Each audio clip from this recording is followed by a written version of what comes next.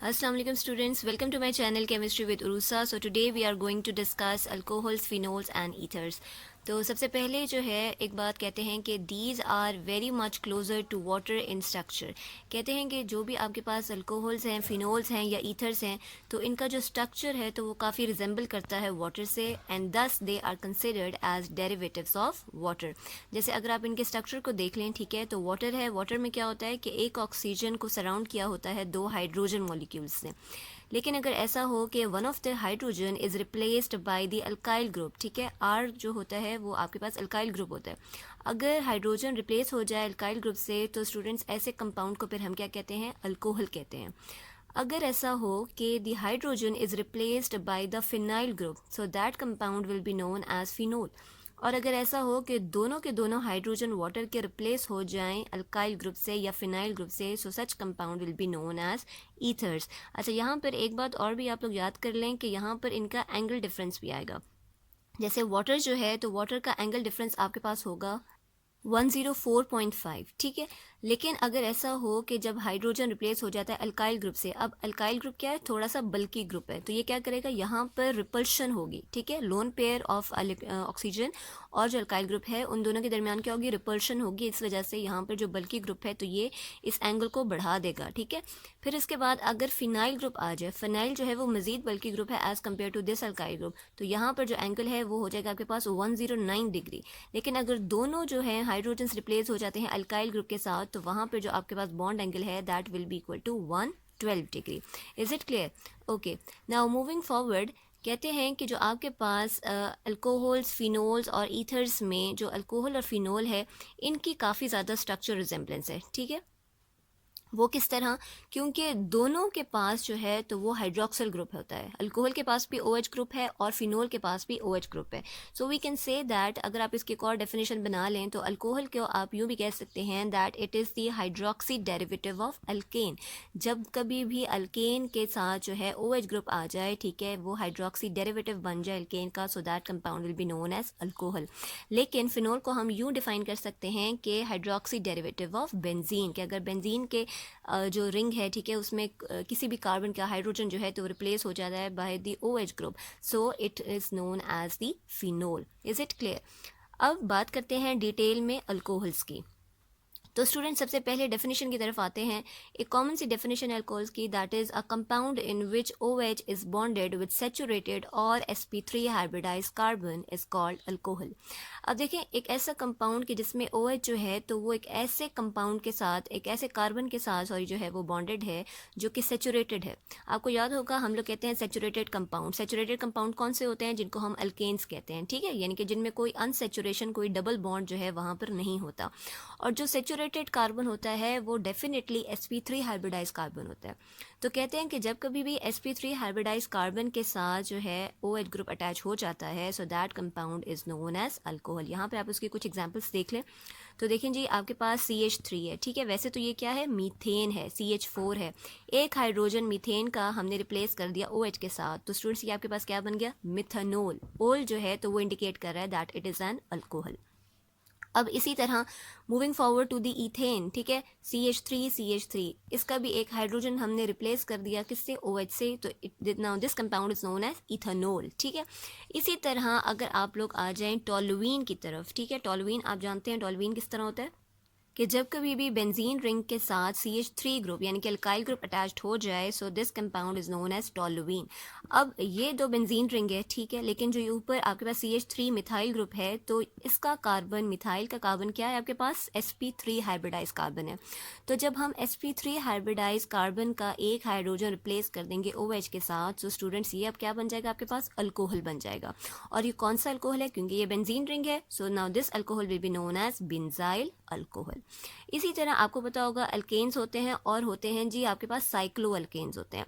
Cyclo alkanes क्या होते हैं कि जिसमें जो आपके पास अल्काइल ग्रुप होता है तो वो क्या होता है जी, branch chain, sorry, ring structure में होता है, ठीक है। तो यहाँ पर क्या होगा, each and every carbon is sp3 hybridized carbon. तो कोई भी कार्बन का हाइड्रोजन अगर रिप्लेस कर दें आप OH के साथ, ठीक है, OH ग्रुप के साथ, तो वो आपके पास कंपाउंड बन जाएगा जी अल्कोहल, ठीक है। अब यहाँ पे कितने कार्बन है, 1 2 3 4 5 6। नाउ दिस इज साइक्लो, क्योंकि साइकिल की फॉर्म है, ठीक है, साइक्लो अल्केन है ये, साइक्लोहेक्सेन और आपके पास क्या है जी, अल्कोहल है ओल, साइक्लोहेक्सानोल। Is it clear? तो ये आपके पास एक कॉमन सी एग्जांपल्स थी अल्कोहल की। अब आते हैं दो केसेस की तरफ। अच्छा, आपने प्रीवियस चैप्टर्स में पढ़ा होगा कि हम लोग एक कंपाउंड का नाम लेते हैं विनाइल अल्कोहल। ठीक है, विनाइल अल्कोहल कैसा होता है, इस तरह का कुछ उसका स्ट्रक्चर होता है। अब यहाँ पर आप लोग कहेंगे कि ये वाला कार्बन तो sp2 हाइब्रिडाइज कार्बन है। अभी हमने थोड़ी देर पहले पढ़ा कि जी वो वाला कार्बन जो कि sp3 हाइब्रिडाइज हो और उसके साथ OH ग्रुप अटैच्ड हो, वो अल्कोहल होता है।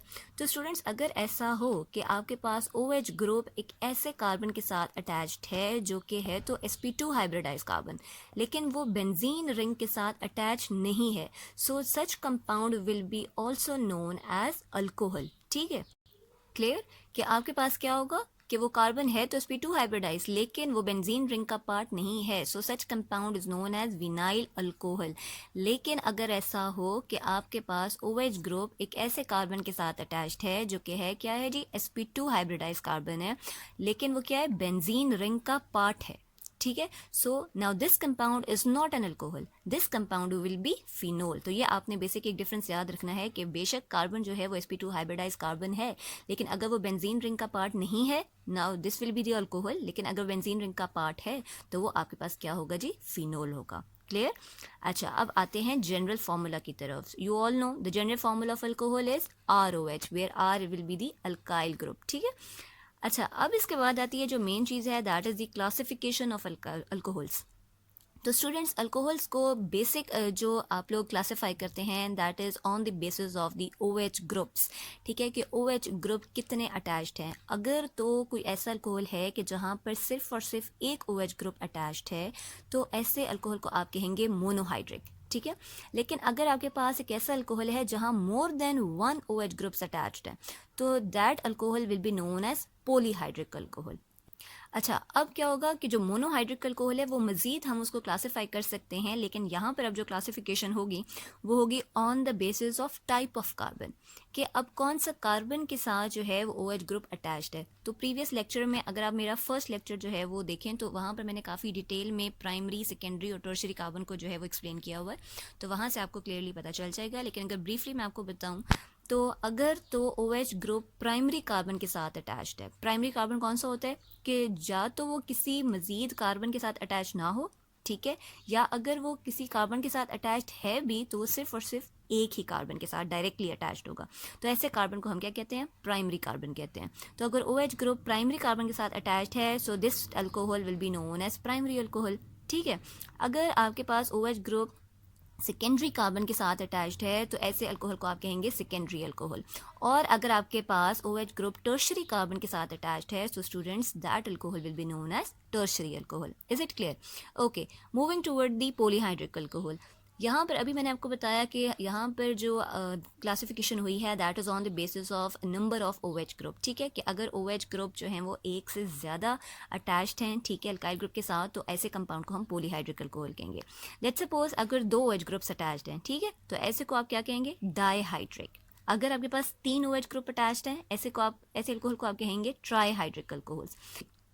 सबसे पहले ड्राई हाइड्रिक अल्कोहल के बारे में बात करते हैं। तो स्टूडेंट्स, अगर तो आपके पास OH ग्रुप्स दोनों एडजेसेंट कार्बन्स पर हैं, एडजेसेंट पोजीशन पर हैं, ठीक है, तो ऐसे कंपाउंड को आप कहेंगे ग्लाइकोल।